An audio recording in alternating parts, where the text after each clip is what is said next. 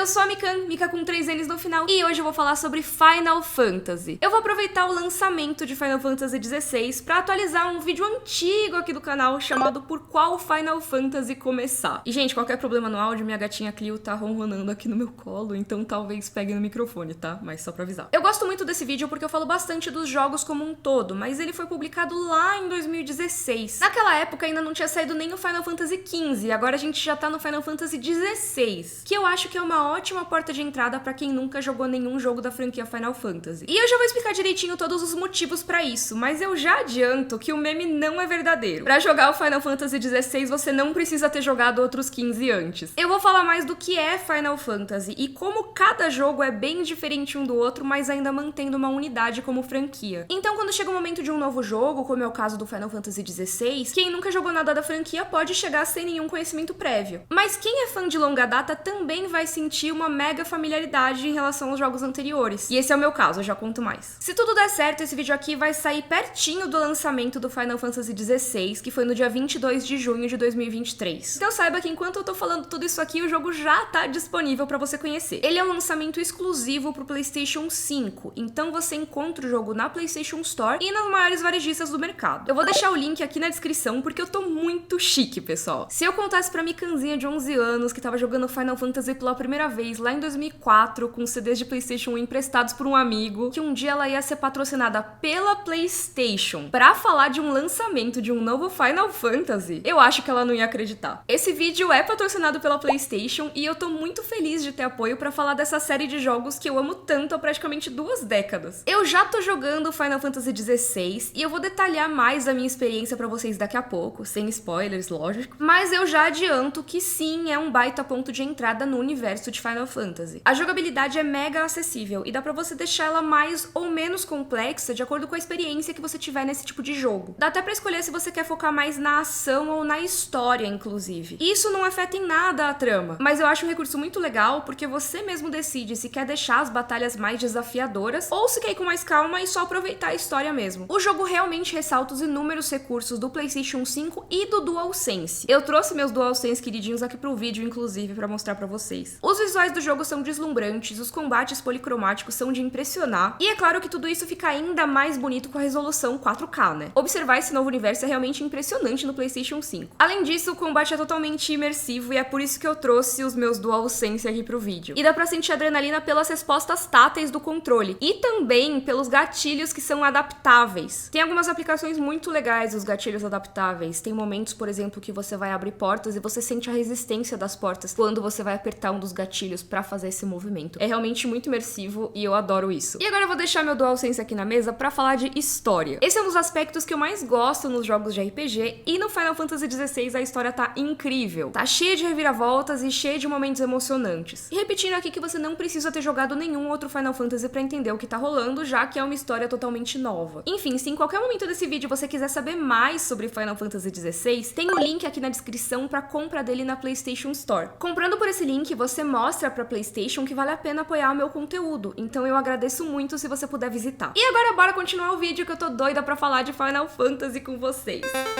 Ok, quando eu falei do meme, tem que jogar outros 15 antes do Final Fantasy XVI, eu tava brincando, citando um meme, mas o meme tem uma base aí, tem gente que realmente tem dúvidas parecidas com essa. Afinal, se tem uma numeração, você pode concluir que um jogo é a continuação do outro, né? Por exemplo, Final Fantasy XVI seria uma continuação do 15, que aí seria uma continuação do 14, mas isso não podia estar mais longe da realidade, tá? Na verdade, eu considero os jogos Final Fantasy como uma série de antologia. E se você não sabe o que é antologia, tem um episódio do Cena Aberta que a gente explica e cita vários exemplos de séries, vou deixar o link aqui embaixo. Mas antologia é basicamente uma reunião de histórias independentes que podem ser consumidas meio que em qualquer ordem. Essas histórias normalmente têm algum elemento em comum entre elas. Pode ser a mesma ambientação, personagens do mesmo universo, ou o mesmo estilo de história. Em cada antologia é um critério diferente. E a franquia Final Fantasy, na minha opinião, é uma antologia, já que cada jogo costuma ter a sua própria história, os seus próprios personagens, sem nenhuma ligação direta com os jogos que que vieram antes. Aqui só um disclaimer, né? Eu tô considerando os jogos da franquia principal de Final Fantasy, tá? Ou seja, os que são numerados. Tem algumas continuações e tem jogos que conectam várias histórias, mas você não precisa se preocupar com isso agora. Eu tô falando da franquia principal, tá? E nos jogos da franquia principal, tudo muda de um número pro outro. Se você pega o Final Fantasy VI e o Final Fantasy VII, que são jogos relativamente próximos no lançamento, os personagens, o estilo de arte, a história e até mesmo o mundo desses dois jogos, tudo é completamente diferente. Mas mesmo assim, se um fã de Final Fantasy pegar qualquer jogo da franquia, ele vai sentir uma certa familiaridade ali. Mas não quer dizer que não tem elementos em comum, na verdade tem vários. Por exemplo, todos os Final Fantasy da franquia principal são RPGs, ou seja, você vai evoluindo os personagens da sua equipe, ganhando níveis, alterando os equipamentos deles. Tudo isso enquanto você avança em uma história, que costuma ser mega envolvente. Só que mesmo o estilo de RPG dos jogos muda. De um Final Fantasy pro outro, tem sistemas de equipamentos, de habilidades e de batalha bem diferentes às vezes. Por exemplo, os jogos mais antigos tinham encontros aleatórios com inimigos, ou seja, conforme você andava pelo mapa, aparecia uma tela de batalha e você entrava nessa batalha. Você não via o inimigo se aproximando. Era uma coisa que realmente era ativada conforme você andava pelo cenário. E além disso, eram comuns que as batalhas fossem por turnos, ou seja, cada turno você vai escolher o que seu personagem faz, e aí tem o turno dos inimigos, e você vai nesse ciclo aí que costuma te dar mais tempo pra pensar na estratégia, nas suas decisões, mas também acaba sendo um pouco mais lento, menos dinâmico. Já hoje em dia, é bem mais comum que os jogos Final Fantasy tenham batalhas com mais elementos de ação, e também sem os encontros aleatórios, então você normalmente vê o inimigo na tela e vai lá atingir ele. Esse é o caso do Final Fantasy XVI, por exemplo. Tem até todo um sistema de esquiva que é bem importante pra se dar bem nas batalhas. Mas como eu falei lá atrás, tem vários recursos que simplificam bastante esse aspecto pra quem não tá acostumado. E aí, se for falar de ambientação e estilo, tem Final Fantasy que é medieval, tem Final Fantasy que é cyberpunk, tem Final Fantasy que é mais puxado pro steampunk, tem Final Fantasy mundo aberto, como é o caso do 15, Final Fantasy com uma exploração mais linear, ou às vezes uma mistura disso tudo. Deu pra ver que um jogo é bem diferente do outro, né? Mas o interessante, na minha opinião, é que mesmo com todas essas diferenças entre um jogo e outro, se um fã de Final Fantasy pega qualquer jogo novo da franquia, ele se sente em casa de alguma forma. Pelo menos é assim que eu me sinto, né? Me conta aí nos comentários se acontece a mesma coisa com você. E por que isso acontece? É porque tem alguns elementos, temas, alguns nomes que são recorrentes na franquia Final Fantasy. O que muda é a forma que esses elementos aparecem. Por exemplo, é comum que as histórias tenham magia envolvida de alguma forma, e os ataques mágicos até costumam ter nomes parecidos de um jogo pro outro. O que muda é a fonte desse poder, que dependendo do jogo pode ter uma explicação mais tecnológica ou uma explicação mais mística mesmo. E também tem criaturas que aparecem em vários dos jogos e geram essa sensação de familiaridade maior. Por exemplo, quase todos os Final Fantasy têm os chocobos, que são essas montarias fofíssimas que parecem uma mistura de cavalo com um pássaro gigante. No Final Fantasy XVI, inclusive, o tipo de montaria mais comum é o chocobo. O protagonista, o Clive, tem uma chocobo chamada Ambrosia, e eu achei isso muito fofo. Outra coisa que se repete bastante na franquia é que todos os jogos, menos o primeiro, tem algum personagem chamado Cid. É uma tradição mesmo, e é bem divertido ficar esperando e ver como que vai ser o Cid de cada jogo. Será que ele vai ser um velhinho simpático que adora fazer experimentos científicos, ou será que ele vai ser um tiozão meio rabugento? Tem um Cid no jogo novo também, mas eu não quero contar nada sobre ele pra não dar spoiler aqui, mas saibam que tem. Enfim, pra mim essa é a magia de Final Fantasy. Cada jogo é totalmente diferente um do outro, mas ainda assim rola essa familiaridade. Foi desse jeito que a franquia conseguiu se reinventar tantas e tantas vezes nesses últimos 36 anos desde o lançamento do primeiro jogo, né? É por isso que dependendo de quem você pergunta, a resposta de qual é o seu Final Fantasy favorito é tão diferente de uma pessoa pra outra. E por isso também que existem tantos pontos diferentes em que dá pra você começar a série, porque meio que qualquer um dos jogos pode ser o seu primeiro Final Fantasy. Tanto que lá no vídeo que eu fiz anos atrás, eu usei alguns critérios específicos pra ajudar a recomendar. Eu peguei, por exemplo,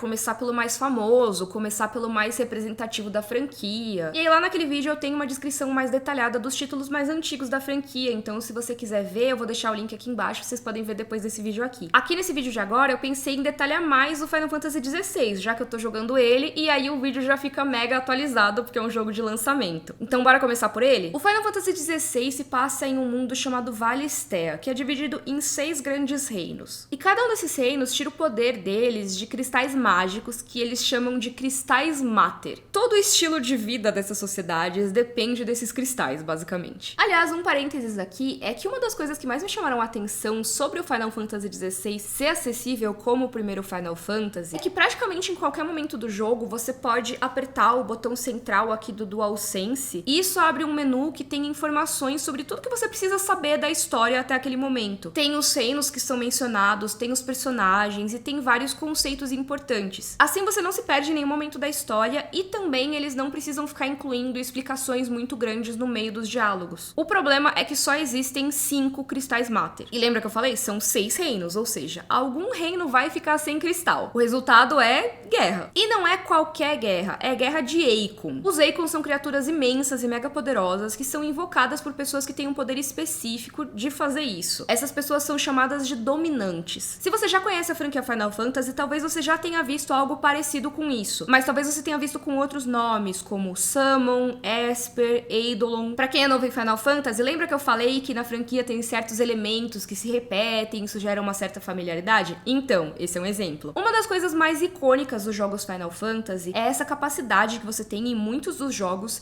de invocar seres poderosos pra te ajudar nas batalhas. Tem vários desses seres que são recorrentes nos jogos, aparecem em vários, por exemplo, Shiva, que costuma ter um ataque elemental de gelo, ou Ifrit, que costuma ter um ataque elemental de fogo. O que muda é como cada jogo aborda essa questão da invocação das criaturas. Tem jogos que tratam de uma forma mais casual, por exemplo, Final Fantasy VIII, que considera mais como um elemento de combate, ou até mesmo Final Fantasy VII também, mas tem jogos que mostram essas criaturas e o ato de invocar elas como algumas das partes mais importantes do enredo. Por exemplo, Final Fantasy IX ou Final Fantasy X, 2 jogos que tem ali nas personagens principais do jogo as Summoners, que são pessoas que têm o poder de invocar essas criaturas. E vários momentos-chave da história desses jogos são justamente quando acontecem invocações de determinadas criaturas. Aliás, uma das Summoners do Final Fantasy IX se chama Eiko. Parece um pouco com Eikon, né? Que é o nome usado no Final Fantasy XVI pra falar desses seres superpoderosos. Será que é alguma homenagem? Me diz aí nos comentários o que você acha. Mas enfim, os Eikons são mega importantes no Final Fantasy XVI. São parte essencial da história. Tem cenas de batalhas em que os Eikons brigam e é algo impressionante. Pensa assim, são seres gigantes, imensos, brigando entre si do lado dos soldados que estão brigando lá embaixo, aos pés deles. Parece cena de batalha de filme de kaiju, sabe? Mas isso não acontece toda hora, porque só pessoas muito específicas podem invocar os Eikons. Essas pessoas são os tais dos dominantes, que são escolhidos pelos Eikons. E o nosso protagonista, o Clive, ele é primogênito da família em que costumam nascer os dominantes da Fênix, que é um Eikon com poderes de fogo que costuma aparecer também em vários jogos de Final Fantasy. Mas por mais que ele seja da família, ele seja o primeiro filho, o Clive não foi escolhido para ser o dominante. O dominante da Fênix é o irmão mais novo dele, o Joshua. O Clive ele tem só alguns poderes específicos que a Fênix concedeu pra ele, mas ele não tem o poder de invocação e por isso ele não é considerado um dominante. Esses poderes que ele tem, o jogo chama de poderes eikônicos. Então, por exemplo, o Clive pode dar um dash ali, pode correr muito rápido pra chegar no oponente, ele pode atirar bolas de fogo, por exemplo, mas ele não pode, por exemplo, encarnar a Fênix em batalha, como